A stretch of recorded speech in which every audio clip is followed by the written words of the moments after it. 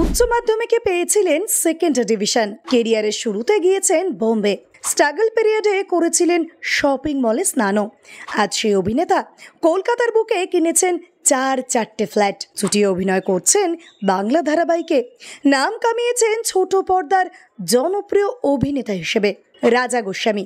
ভালোবাসা.com-এর যে ছেলেটা একসময় ছিল সব মেয়েদের ক্রাশ, সেই ছেলেটা আজ অনেক পরিণত, নিয়েছে সংসারের দায়িত্ব, সেই সঙ্গে করে দেখিয়েছে যে ইচ্ছে থাকলে মানুষ সব করতে পারে। রাজার কথায় মাধ্যমিকে স্টার পাওয়ার পর উচ্চ মাধ্যমিকে সেকেন্ড ডিভিশন পেতে অনেকেই নাকি বলেছিলেন এই ছেলেটার কিছুই হবে না, গোল্লায় গেছে। আর সে কথা নিজেই সোশ্যাল মিডিয়ায় পোস্ট করেছিলেন অভিনেতা। তারপর এটাও লেখেন যে সেই তাদের কথায় গোল্লায় যাওয়া ছেলেটা আজ এই কলকাতা শহরের বুকে একটি বা দুটি নয়, চারটে ফ্ল্যাটের মালিক।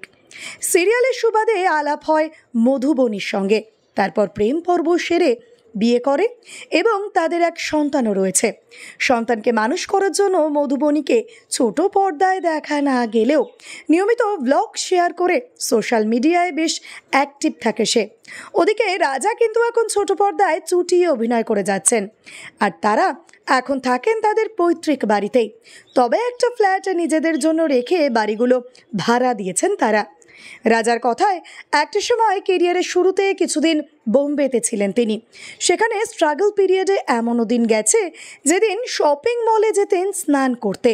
তারপর একটা সময় চলে এলেন বাংলাতেই, আর তারপর বদলে যায় তার জীবনের মোড়। মধুবনীকে বিয়ের পর নিজেদের অ্যাসেট তৈরি করার পেছনে দৌড়িয়ে করেছেন একের পর এক ফ্ল্যাট। এসব দেখে এবার আপনার মনে হতেই পারে যে সিরিয়াল করে কি এত কিছু করা সম্ভব। রাজার কথায় তারা যেই সময় সিরিয়াল শুরু করেছিলেন সেটা ছিল ধারাবাহিকের স্বর্ণযুগ। একটা সিরিয়াল বেশ কয়েক বছর চলে যেত, তার উপর দুর্গাপুজোর সময় বিভিন্ন শো থেকে শুরু করে যাত্রা করা সবই পেতেন তারা। তবে এখন টিআরপি কমের জন্য অনেক ধারাবাহিকই বন্ধ হয়ে যায়। তবে নিজের এই সমস্ত কিছুই যে তার সিরিয়াল করেই করা, সেটা খুব গর্বের সঙ্গেই বলেন এই অভিনেতা। ভিডিওটি ভালো লেগে থাকলে অবশ্যই লাইক, শেয়ার, সাবস্ক্রাইব করবেন আর কমেন্টে অবশ্যই জানাবেন আপনি কোথা থেকে দেখছেন।